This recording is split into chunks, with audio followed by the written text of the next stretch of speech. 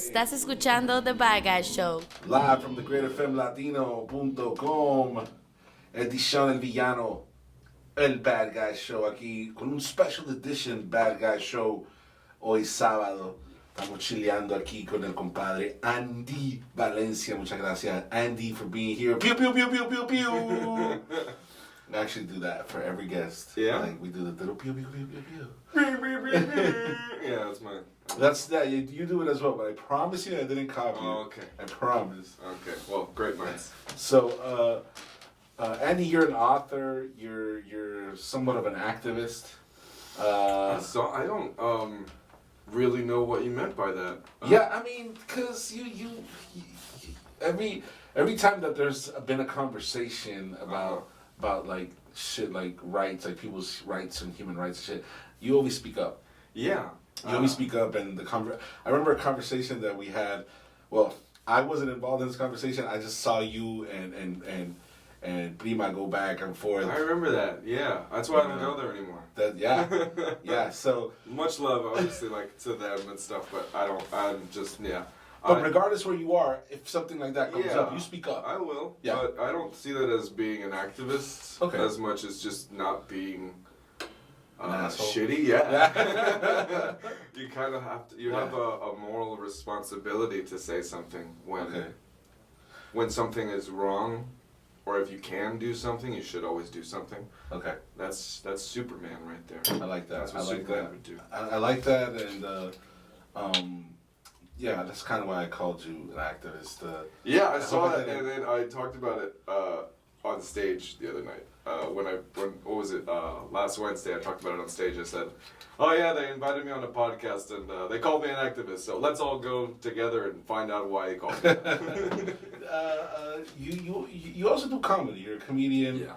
So what would you call yourself? A comedian? I don't like to really put people in boxes, but we do kind of like get I guess represent ourselves in a certain way, and I want to represent you correctly. I'm still trying to sort of, I guess, figure that out. I do write jokes. Yeah. And I stand up in front of an audience and, Right. and I tell them. Right. Which sounds like a comedian. Right. But I don't feel like one a lot of the time. I feel like Why more is like that? a game show host. Okay, I'll give you that. Which game show host could be like, because I haven't done regular stand-up comedy. Like, I haven't gone up on stage and just done what actual stand-up comics would call stand-up comedy. Like, Right. if you got like, I know some stand-up comics. If you ask them what I do is stand-up comedy, they would tell you it's not. Okay. You know, so I call it comedy because I do essentially do a lot of stuff and mix in comedy. Like, I'm the only DJ I know that I guess like that I know in person. There's like Mark Rebellet or whatever. Okay. He's funny while he DJs. I do the same thing. All right. But I sort of like stop the song and I'll tell a joke and then bring another song in and kind of like do little bad puns and stuff like that. Well, so people know what we're kind of talking about. You work at Unbranded Brewery in Hialeah, and your official position there is what? That's a solid question. Well, the things that you do there are like you DJ and you host like trivia night, and you host other nights, right? I do karaoke as well, which is that's like the least amount of effort that I would have to. A monkey could do a karaoke DJ's job. Sure. Just be like, what song? No, I don't have that. And that's all you gotta do. It's fucked up. Yeah. No, it's it. But aside from that, I'm also a manager there, a bartender there, and I've been there for about 2 years. Just sort of like working on building a sort of brand for myself. Well, yeah, you wear many hats there. Yeah. Yeah. And then it's also helped me sort of shape the character that I play. Okay. Which is like a sort of jaded bartender. Okay. Who's kind of like had enough of everybody's shit. Is that kind of like you? No.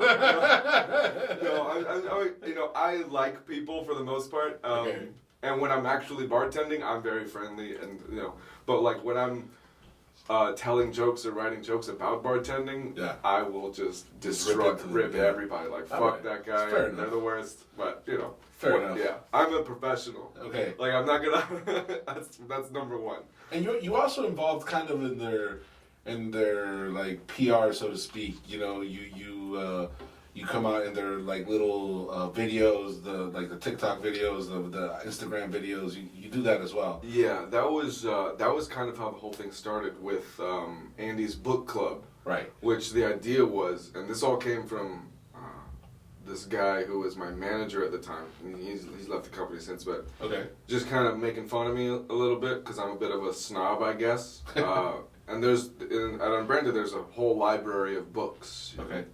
And so they said we should dress Andy up like a snobby professor, right, and have him like review the books on the shelf. Okay. So I said, okay, that's a great idea, and it'll be funny that we can laugh at how snobby Andy is. Yeah. And I was like, okay, instead of laughing at me, I'm gonna be the funny thing. Okay. So I told him, I was like, I have experience with acting.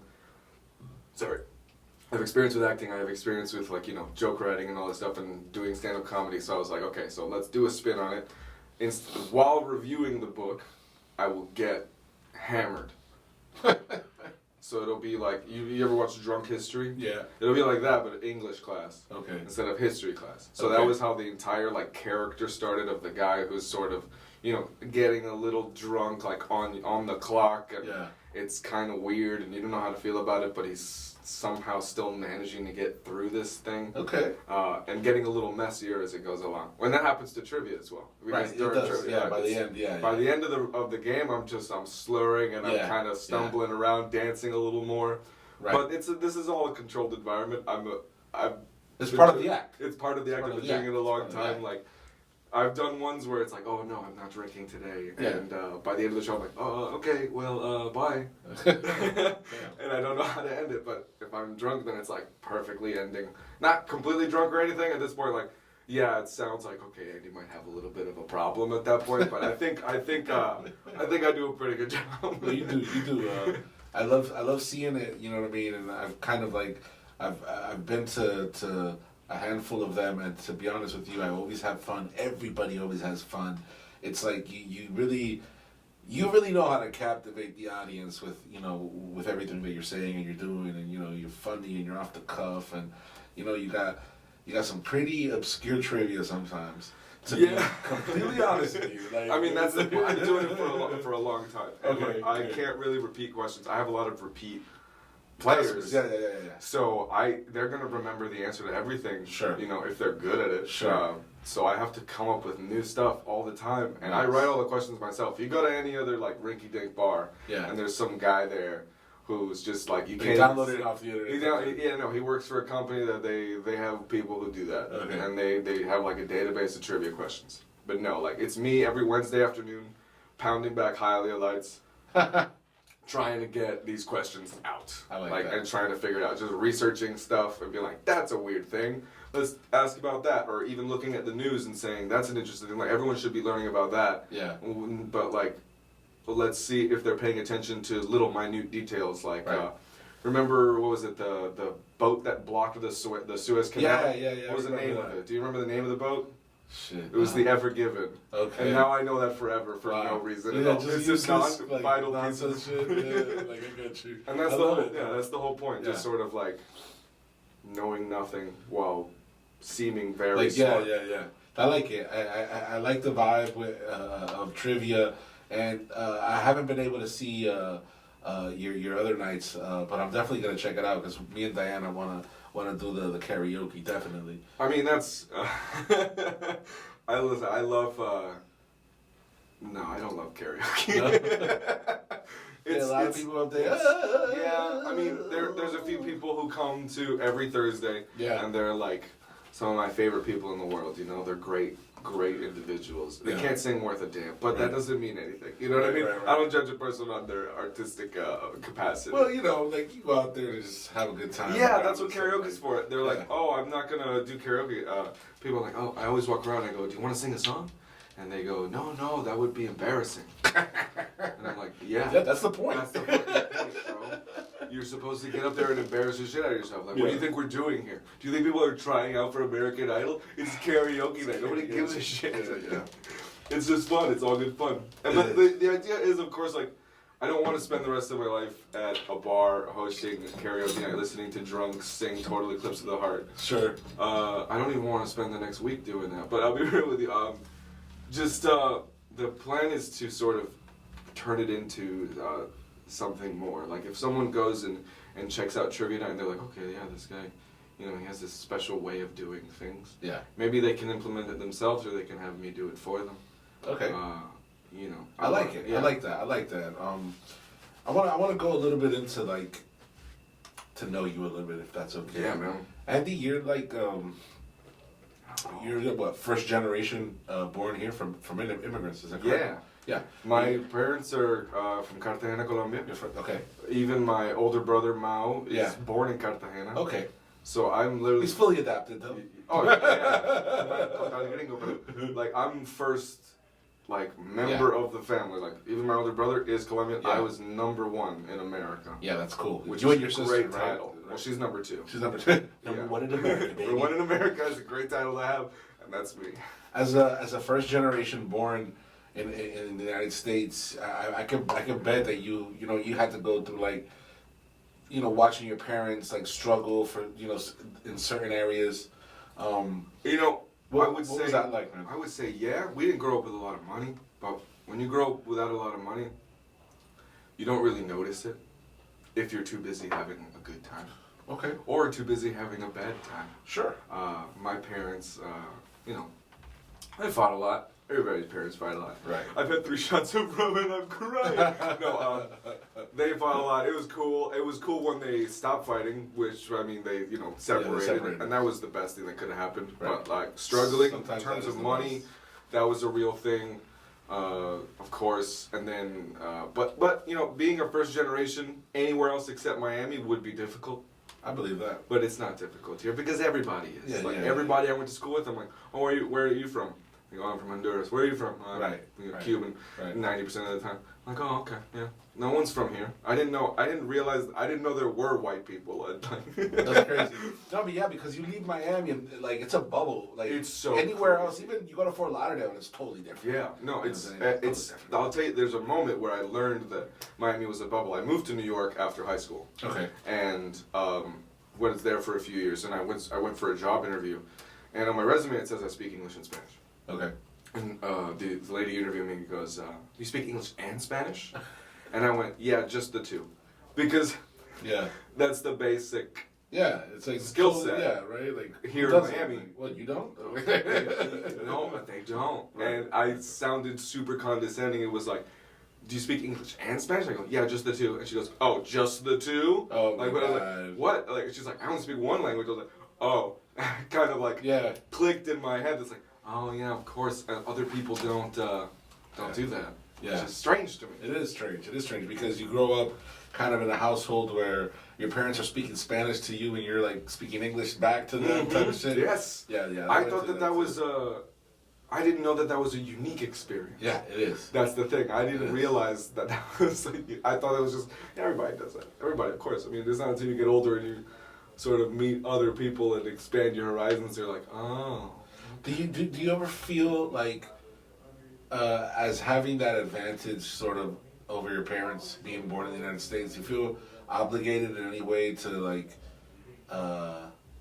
to get out of that box, that kind of that I don't know if you get me, like when your parents are immigrants, sometimes people put you in a box, or you know, society kind of like expects you to be a certain way.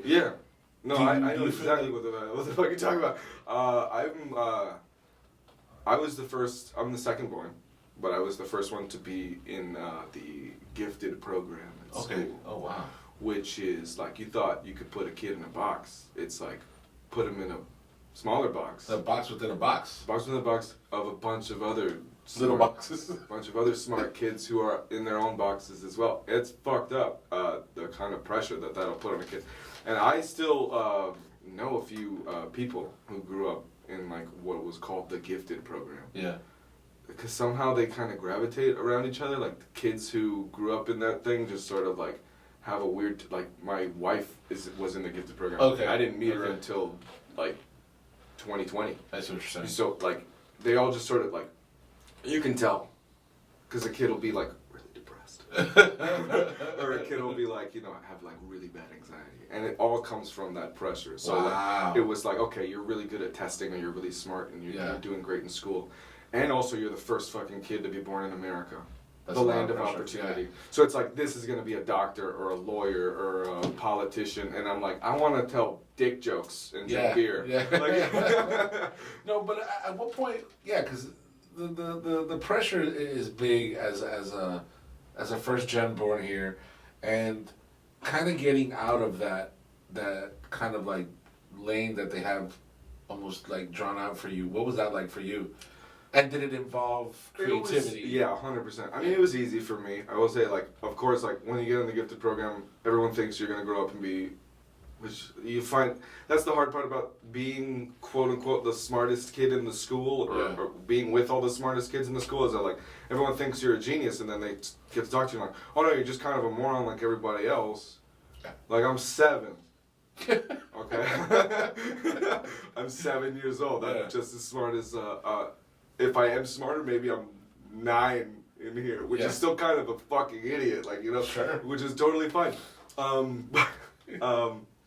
It was easy for me, like I was saying.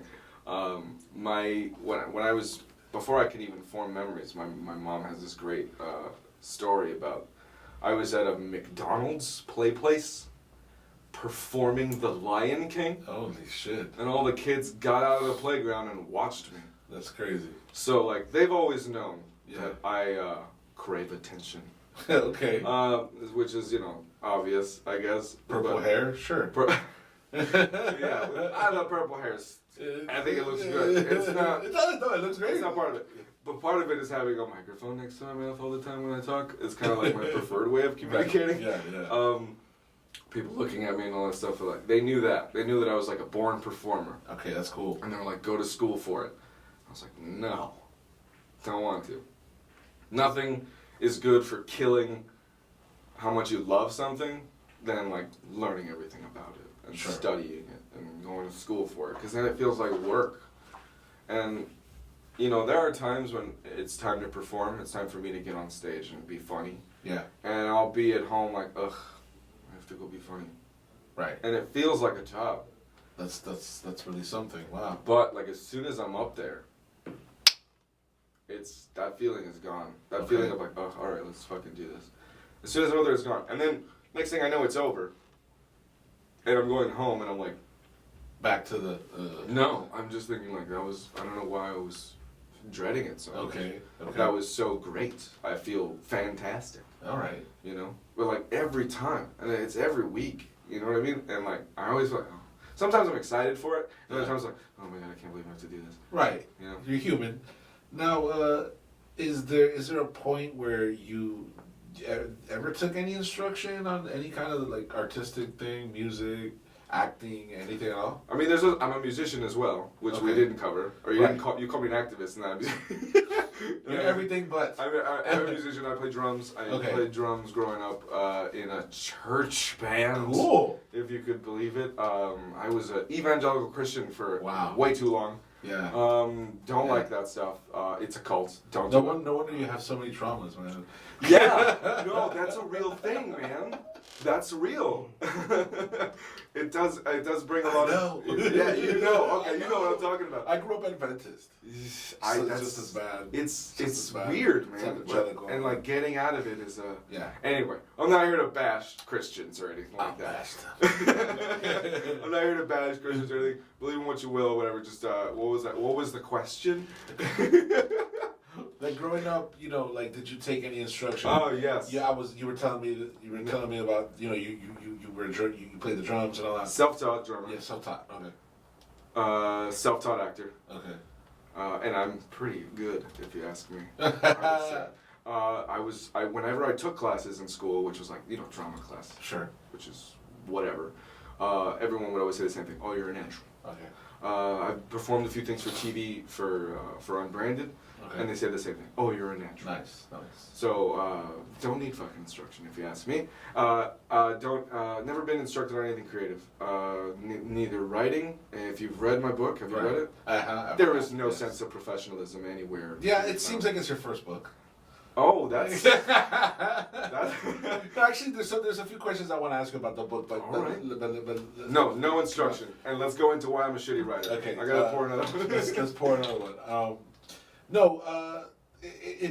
I think your book is very original because it follows a very different format than any book I've ever seen before. Yeah, you know what I mean. Idea. Definitely. It's a choice you made on purpose for this book, and the whole thing it reads kind of like almost like a calendar, or a diary. Or a diary, of course. Saying diary, of course, sounds like you're saying diarrhea course. I didn't see it so much as a diary because you're going by months. Right? Yeah. So it's like I don't relate like putting one entry a month in. Like a diary is more like a daily thing. So I see it. Yeah. The way I understood it was kind of like a calendar. Yeah. And then every month brings its thing. Its theme and its situation. And even your dad jokes. You throw in a grasshopper there. Oh, that wasn't me. Joke that was there. true. That my friend sent me that joke. Oh yeah. I said it was a true story. If you guys haven't read it, if you're listening, I don't want to spoil it either. But it's not a spoiler. The spoilers have to do with the science fiction thing. Right. Which so there's on February of 2019 I was reading the book. I did have strep throat. Okay. And I messaged my friend Gene and I said I want to make a joke about how I have strep throat for my book, but I don't feel like doing it. Do you have a joke for me? And he went, a grasshopper walks into the bar. He said, the bartender says, we have a drink named after you. Yeah. And the grasshopper says, you have a drink named Jeff? Yeah. Old dad joke. And I responded, and my response is in the book. I go, is that it? Like, is that the fucking And it was, and I literally screenshot it and saved it. For months. It was February 2019. The book didn't drop until December of that same year. Wow. I was like, that's going in the book. That's 2019, right? Yeah. Before I had any idea before anyone knew that 2020 was going to be like the worst year piece of shit I've ever had or whatever. Which, honestly, for me, it was great. I met my wife. I had a great time. Fuck you guys. I don't know what you're talking about. Sorry, like a million people died. Yes. But no, I get you. Some people, it was different for everybody. And, creatively, for me personally, it was a great year creatively. I got a lot of stuff. Done. Yeah. But I didn't get shit done except for like meeting Natalie. Okay. But that's all I needed to get done. Okay. As far as I'm concerned. Okay, I like that. I've sort of gotten it figured out since I met Nat. Like, nice. She's my entire life. Anyway. God bless you. Man. God bless you. Man. Anyway, with the book. With the book, I wanted to ask you just real quick. Why Regression Simulator 2019? You regressed too far. Yeah, I regressed too far. Regression Simulator 2019. Regression Simulator is a reference to a random episode of Adventure Time. Okay. Where Regression Simulator is a game hooked into that BMO. BMO, the robot. BMO downloaded. Okay. To make Finn, the main character Finn, play because he refused to go to therapy. What?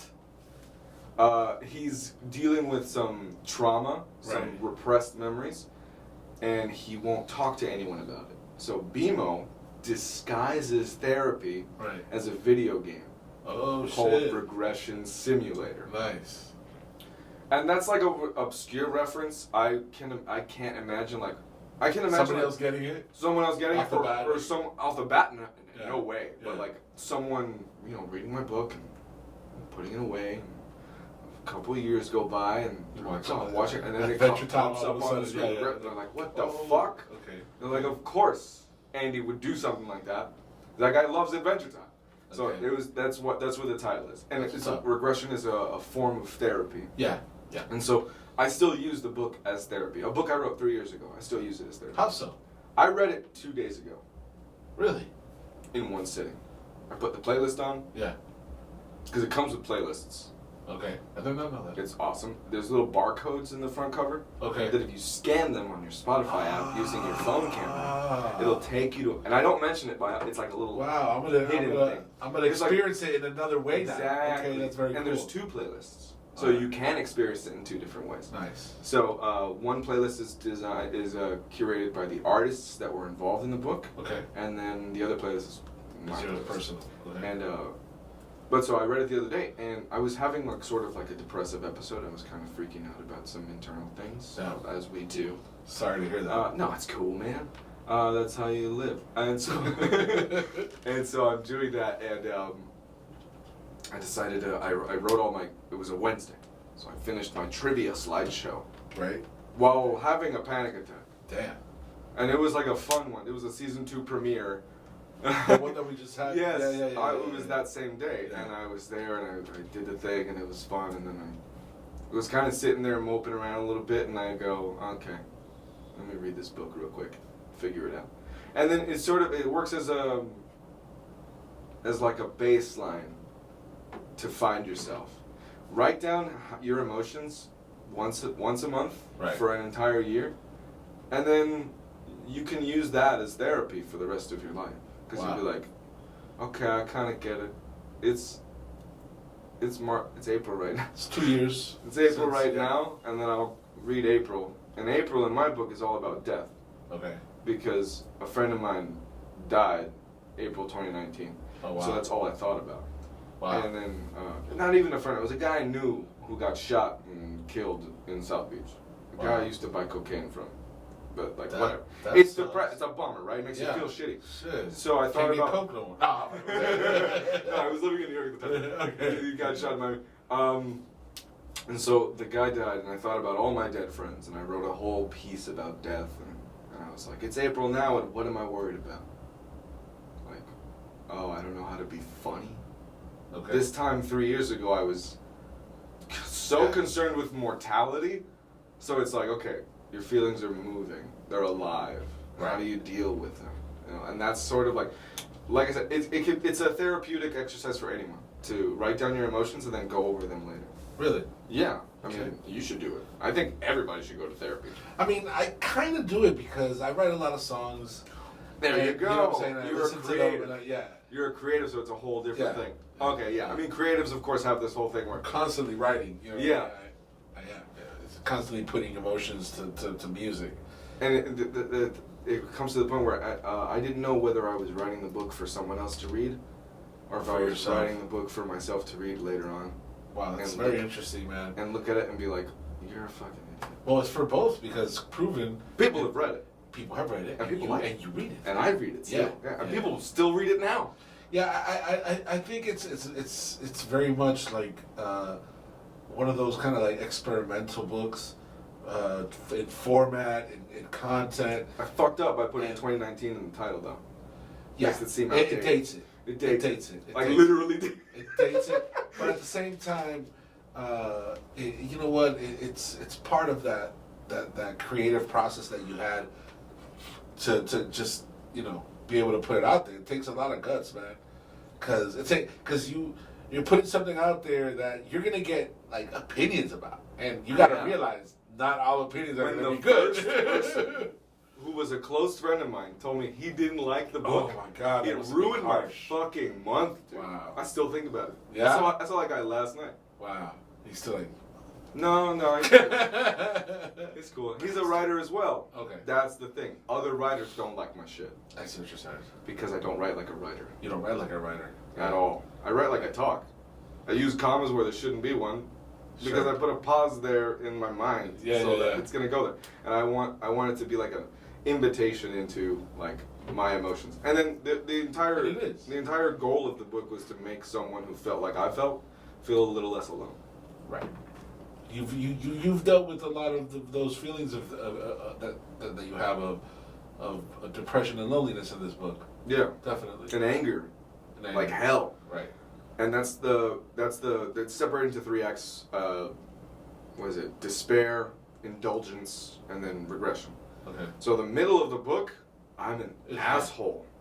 Like I'm a piece of shit. Despair, huh? No, that's the first part. Okay. The second part, indulgence. Indulgence. Oh, I'm indulging in myself and in my and all those feelings, and all in destructive my rage, feelings. and I'm just the middle of the book, July, is a piece on alcoholism and that I'm drinking too much and freaking out and being sad and suicidal, it's a rough piece. It's like the roughest piece in the book, and it's actually written like a poem. Okay. And July of 2019, I was spiraling. You felt like that? I was so bad that I couldn't write a piece. So I took a piece that I wrote. I happened to look in my notes app, and there was a piece written July of 2017. Oh, really? And I was spiraling also. Wow. I was like, fuck, okay, the theme of the book is kind of coming together. I seem to be moving in circles. Every July is hard for me. Wow. And now, I mean, seeing that July is hard for me, or whatever, maybe I'm coming across some sort of like astrological revelation about myself. I don't know enough about astrology to claim that, but now July is the month of my anniversary. Okay. With Natalie. So now it's a happy month for me. Dope. So you're seeing the patterns within your emotions and learning how they breathe, learning how they live, and the last bit of the book. This isn't a spoiler because whatever.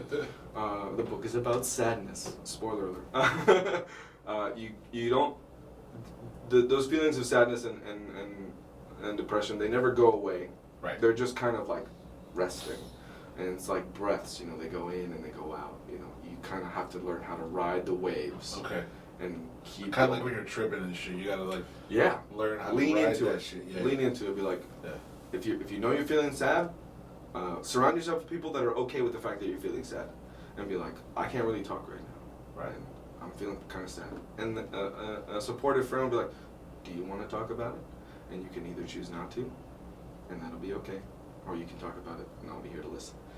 And that's what I have now in my life. I've chosen to surround myself with people who care about. Sounds like you're maturing. Yeah, that's the whole thing. It's beautiful to see. And I've been racking my brain working, deciding whether or not to do a sequel.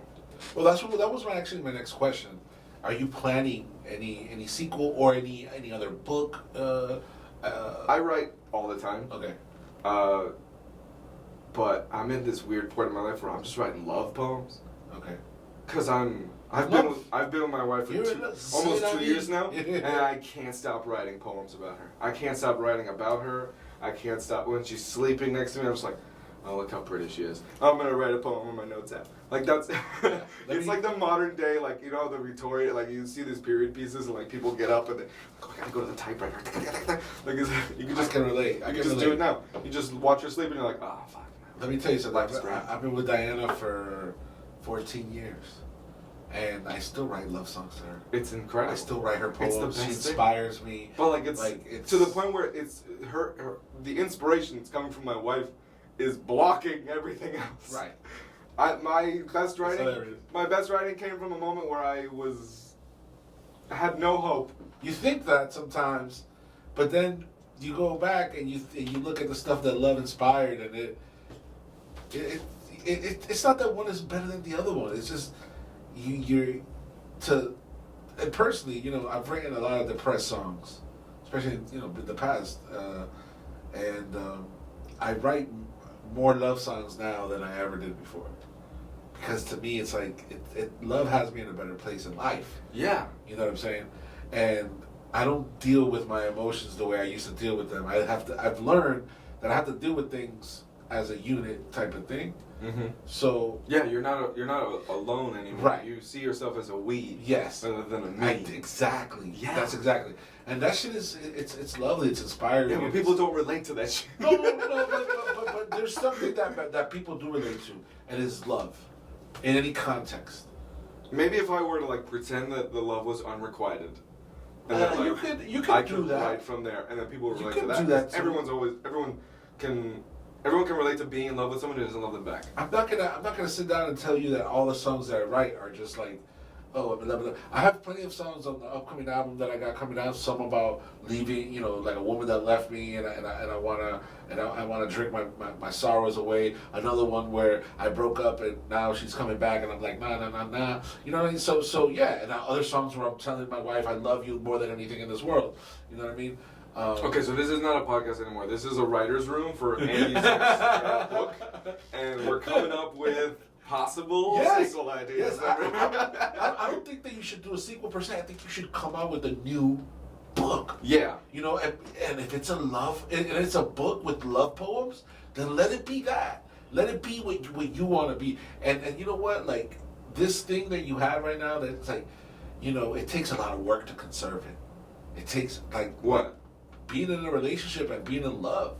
I don't think it takes work. For me, it's not work at all. Well, I mean, I have 2 kids. Yeah.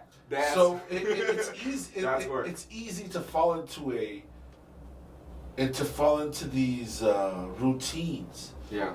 And I believe so. Even if you don't have kids, it's easy to fall into routines and kind of like take for granted that person or the time with that person. And yeah, you know, it takes work. In my point of view, it's like I have a lot going on too, and it's like if I don't take my time out to spend some time with my wife, then like, you know, if I don't spend if a Tuesday is 6 and I'm not booked at the studio, that I'm purposely like taking the night off and spending it with my wife, even if that means like she's gonna fall asleep next to me watching TV. Even better. You know what I'm saying? But it's time, still there. You know what I'm saying? Yeah, but it takes time. It's not something that, and I think if you have to work for it, it's even better because you kind of like, you know. I mean, when you say that, like, oh, I'm booked in the studio, so when I'm not booked in the studio, I spend time with my wife. But it's like, no. I would rather. I watched a stand-up special a few weeks ago by Aziz Ansari. Ooh, that guy's dope. Called Nightclub Comedian. Okay. I think it was called Nightclub. It's about 30 minutes long. Shortest stand-up special I've ever seen, unless you like Comedy Center Presents and all that stuff. Okay. But so. He's doing it, and he's talking about Frank Ocean at some point, and he says, Aziz was talking about how he felt kind of stretched thin in his career, and he goes up to Frank Ocean, and he says, you know, how do you do it? You know, you only drop music when you want to, you don't tour that often, you don't do press, what's your secret? And Frank Ocean says, you just gotta be comfortable making less money. And the fact is, I am comfortable making less money if it means I get to spend time with my wife. Right. I would pay money to hang out with my wife. Sure. Which is essentially what you're doing. And I would. And I love it. Right. I took the day off to hang out with myself. And hang out with you, of course. Thank you. I'm so happy that you invited me on the show, by the way. I'm glad that you accepted. Because I'm not at work right now. You're not at work. I'm not at work right now, but I'm hanging out with you, and I'm taking it, and I'm going to go home after this is over. Yeah. I'm going to order a pound of crab legs from Hooters. Holy shit. And I'm going to eat it in bed while watching Smallville. No, alone. Oh, okay. Yeah, I'm hanging out alone. She has to work, unfortunately. Oh, okay. We're both in the service industry, so Saturdays are not a thing. But yeah, that's my plan. And I've been handy time with some crab legs and shit. I've been looking forward to today for like 2 weeks, man. Like literally thinking about it, like. Well, I mean, then you can't. Yeah, and like this, very fun, love it, but like very much more looking forward to going. Of course.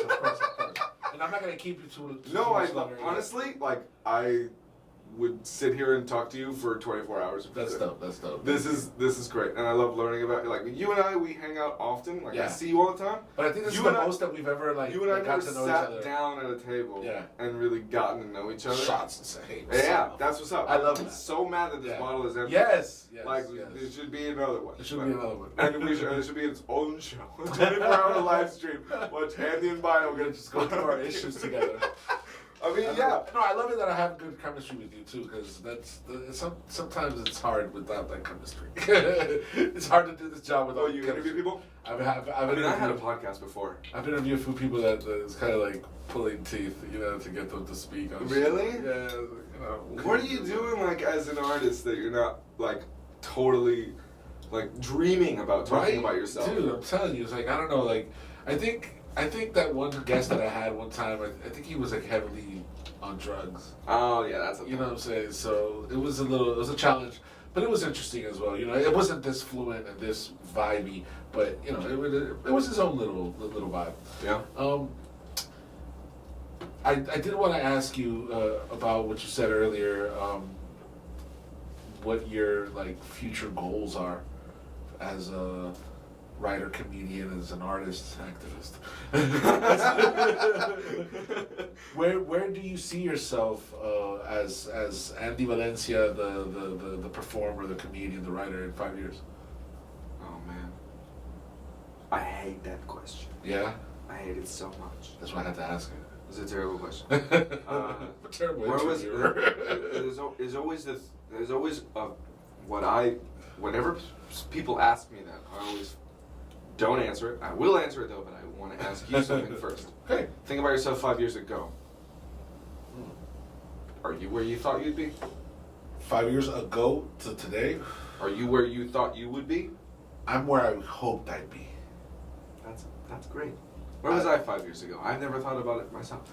I was working towards this. Yeah. I was. Okay. I was. It's 2022, so 5 years ago it was 2018. 2018. Yeah. No, that's 4 years ago. 2017. 2017. Yeah. God. I was moving to New York. You were moving to New York in 2017? I moved to New York in April of 2017. Why did you move to That's like exactly 5 years ago I was moving to New York. Why? What happened in Miami that you felt that you had to bounce? I fucking hate it. You fucking hated Miami. No, I'll be real with you. A lot of people from Miami hate Miami. I don't know what it is. I couldn't find a place to live. I couldn't find a job. I was hanging out with the same people every day and getting fucked up all the time. Just no progression, huh? No progression. So I was like, okay, it's time for a change of scenery. Sure. And I literally decided to move to New York, and in 6 days I was there. Okay. Damn, that's very fast. It was. I mean, my mom was already up there. Within the week. Within the week, I was gone. My mom was already up there, so it was easy. Okay. Obviously, for other people, they can't do that. Sure. I had the privilege of having like my mom and my sister were up there. Okay. My sister had moved over there like 2 years prior to do ballet.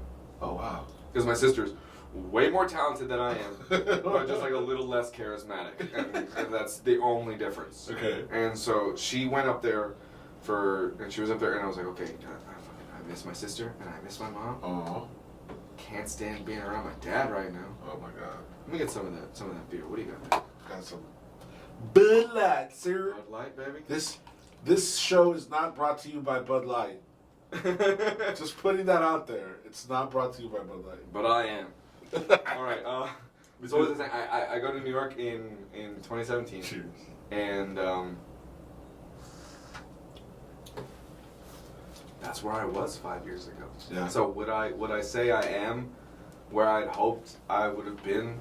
You couldn't have envisioned back yourself in Miami. Back in Miami. Absolutely working not. For a brewery. Here's the thing. You know what? In those 5 years, the whole concept of breweries has been popped off here in Miami. Yeah. Not New York though. No, New York. But you coming back, you did find what you thought you were looking for in New York. You came back and you found a job, a fulfilling job, time on stage, which is so hard to get in New York, man. Like, did you try stand up while you were out there? I did a lot of stand up in New York. Oh, you did? Yeah, okay. that was like my main thing up there. Okay. In 2018, about a year of living in New York, I was at this bar in the Lower East Side of Manhattan, which is how the worst stories you've ever heard in your life start. I was in the Lower East Side at a bar, and I was sitting there, and it was empty. Wow. And I went in because it was empty. I love empty bars. Okay. Either they're shitty, or too expensive. It wasn't too expensive. It was lower. The Lower East Side's pretty expensive, but so I'm there. I order a cocktail, and the chef is hanging out at the bar. He's not drinking. He's just kind of chatting it up. And he comes up to me and he's like, "Oh yeah, we get to chat." And he goes, "Tomorrow's a trivia night actually here." Okay. And I go, "Oh yeah? Oh, I might come to that." And he goes, "Yeah, but the host is a little flaky. She doesn't show up sometimes." And I go, "Let me host. I just met you 20 minutes ago. Wow. Let me host your trivia tomorrow." He goes, "Have you ever done it?" And I go, "No." I said, "No, I've never done it. But I could. I could. Like that's that New York attitude. Yeah, I'm just you got a job for me? I'll do it. Yeah. Like whatever it is. I don't give a fuck. If I'm talking to a crowd of people, like you're in your wheelhouse. It's for me. It's for me. And so he was like, "All right, here's my number. I'll see you tomorrow." Damn it! And he gave you the opportunity just like that. Just like that. And then that night I was in that bar, having a cocktail because I was going to go next door and do a stand-up set. Oh, really? I was going to do 10 minutes. Holy shit.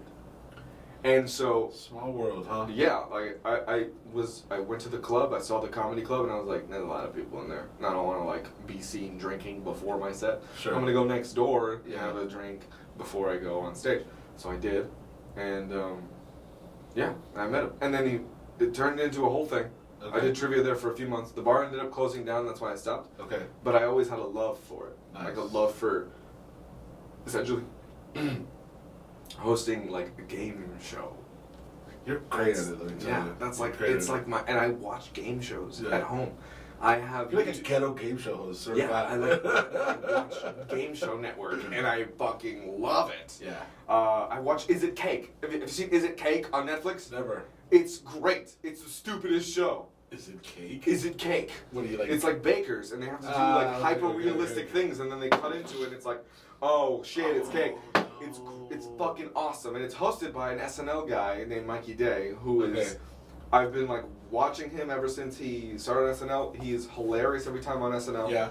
I really respect the guy, and watching him on Is It Cake, I was like, damn, this guy got this dumbass job on this dumbass show, and he's killing it. Nice. Like, he is doing such a good job. And it's like, that's what I want. I can see you doing this. I want to get on a dumbass game show with a dumbass premise that is based on a meme from 3 years ago.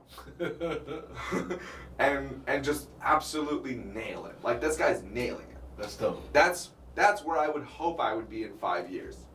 And to answer your previous question that we completely veered away from. Totally veered away, because now my next question is about, you know, your trivia and that shit. Is that something that you brought to the, like, your idea? Was it your idea to do the trivia? Yeah. And do the game show type thing? Someone brought up the idea of having trivia at Unbranded. They go, our weekdays need help. Okay. The brewery opened in February of 2020. Okay. AKA the worst time to open anything. Because we had to shut down a month later. I got hired 2 weeks. You got hired and fired within a month? No, I got hired and given an out. Right. Like, they were like, you could leave. Yeah. Or you can wait till we open or up. You could fucking stay. But you have a job if we open up. You have a job. Yeah. And I was like, I'm staying. Okay. Yeah. I just moved to Miami. I was living with my dad.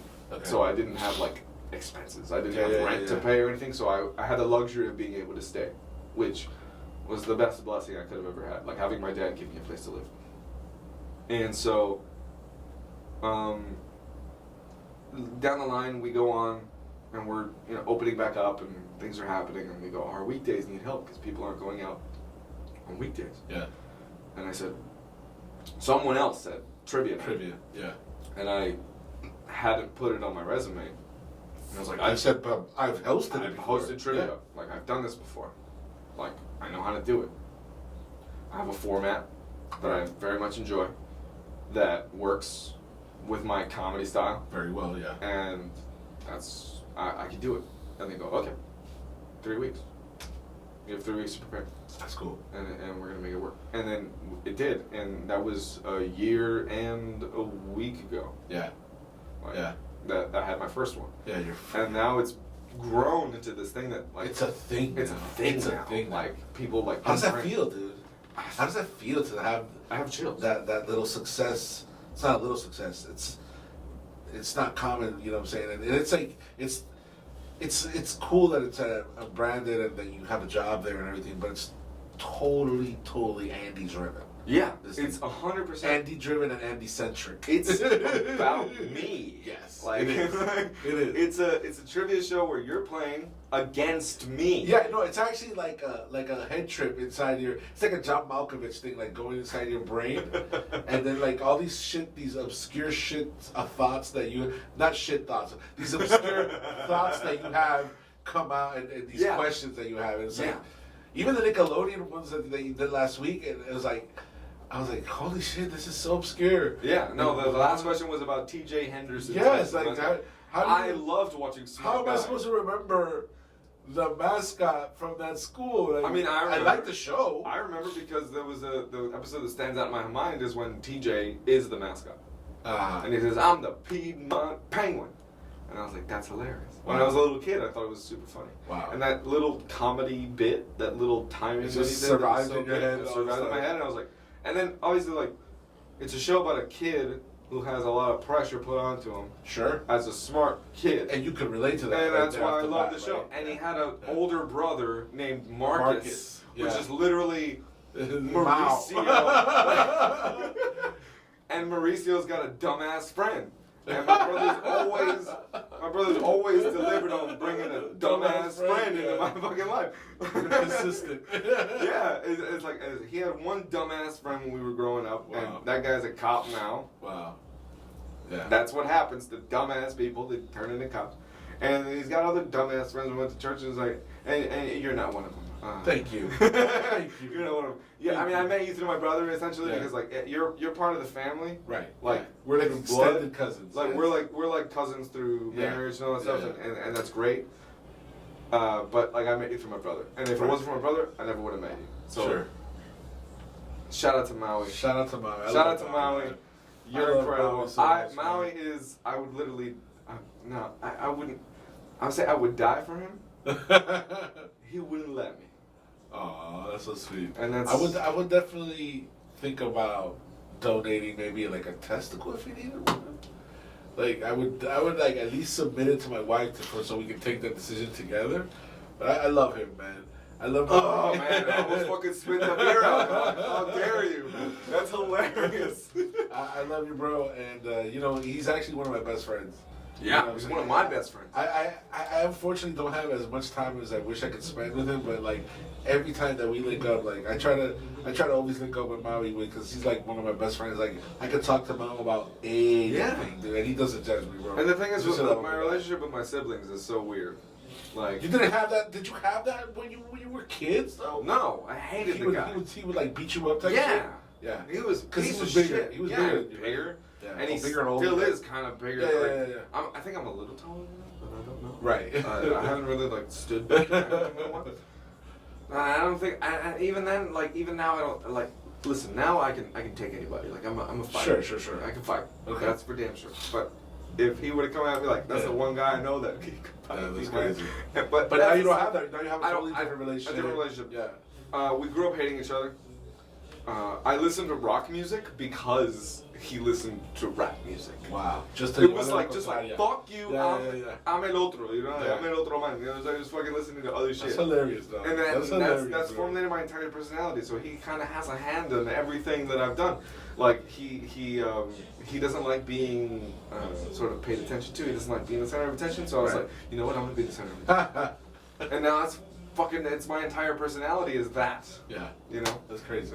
That's crazy, man. No, you definitely, I love your family too, your mom, your sister, you know what I'm saying? You have a beautiful family. Yeah. And, a lot of people talk to me about how much they love watching the three of us hang out in a room together, like me, my sister, and my brother. Yeah. And I thought that was weird. I was like, why do people like that so much? Yeah, and then I genuine. You know how like sometimes you like, oh, I gotta sit in the same room in this motherfucker. And then I realized most people don't like their sibling. Most people don't like their sibling. That's ridiculous to me. Yeah. I don't get that. Like, why aren't you hanging out all the time? That's weird. You have a really good relationship with your. And I didn't realize that until like later on. People were like, "Oh my god, you guys are so cute." But you guys grew into it. It's not. Yeah. No, like I hated my brother growing up, and I did not like my sister growing up. Matter of fact, when my sister probably snitched on you a whole lot. No, I snitched on my brother. Oh, yeah. For middle child syndrome. Made up shit. Yeah. For made up shit. Yeah. I was the worst. But it worked out, and it worked out for the better. Whatever tumultuous fucking things happened to us when we were kids. Yeah. It has led to where we are now, which is the three of us are best friends. Right. You guys have a beautiful, beautiful relationship. Yeah, there's a group chat. There's just the three of us. That's dope. And we're just talking shit all the time. That's and then I remember growing up and the last like two girlfriends ago. Okay. This girl had a group chat with her family, and I was like, "That's weird." That's weird. Yeah. That's weird as fuck. I don't know what you're doing. Talking to your family. That's an odd thing to do. And I don't talk to my family like that either. I haven't spoken to my mother in a while. I don't see my dad as often as I could. Yeah. But my family's always had this weird understanding of like, and maybe it comes from like being Colombian. Sure. That like there's a bond there. Yeah. There's a weird thing of just like, yeah, I love you. That doesn't mean that we need to talk all the time. Yeah, for sure. Like it doesn't mean that. Like our family time, our good family time, I remember our quality moments. Yeah. Not as like being together, but like, hey, everyone's in the house right now. Yeah. And mom and dad are in their room. I'm in my room with Maui. Yeah. We shared a room until I was 18. Damn. And Valerie's in her room. Yeah. And I'm like, this is nice. Nice. And that was the nicest moment of being in like a family. Of just like not necessarily sharing a moment or a kind, tender thing, of just being in the same vicinity. Right. Near each other. And like if I needed you, I could go get you right now. That's dope. That's dope. Yeah. And it's kind of it's kind of one of those things where, you know, you gotta cherish those moments. You know what I mean? You gotta cherish those moments because even like the pandemic, if something the pandemic showed us is that life could be like unexpectedly, you know, like a cold will take you out. I hate when people call COVID a cold. It's no. But you know what it's not a cold. But you know what I mean. I mean, now we're going to a place with glue. But you know what I mean. It's like something that ancient viruses are being awakened by the melting of the glaciers. It's something. Well, colds killed people back in the day before you know modern medicine. Yeah. So it's something. Life expectancy was 30, bro. Something that could be avoided is what I'm saying. Something that could be avoided could kill us, and it killed a lot of people during that time. And it kind of made people cherish. At least it made me cherish my family and the relationship that I have with people, including you and Maui. You know what I'm saying? So that's definitely cool. Fortunately, we got to come to a close. All right. You got like one more question for me, or are we done? I do have one more question. All right, let's go. Where can people find you? Social media, websites. Where can people get you? It's that basic one then. Yeah. All right. I thought it was gonna be a little more abstract. Okay. I'm sorry. That's cool. It's cool. We can talk abstract shit. We can get another one of these. Yeah. Let's go to Hooters and get some crab legs. But anyway, on social media, at Andy _ _from_hell. I love that handle, by the way. Thank you. It used to be Andy Poopy. Oh my god. And then my friend Dennis, my best friend Dennis, was like, "You gotta change that." It's so dirty. If you want to be taken seriously, you gotta change it. So, okay, how about I'm from hell? So Andy _ from hell on Instagram. Dramatic, but no. I think on Twitter I don't have the underscore. Okay, so it's just. I think on Andy from hell. Let me double check that actually. Yeah, let me check that.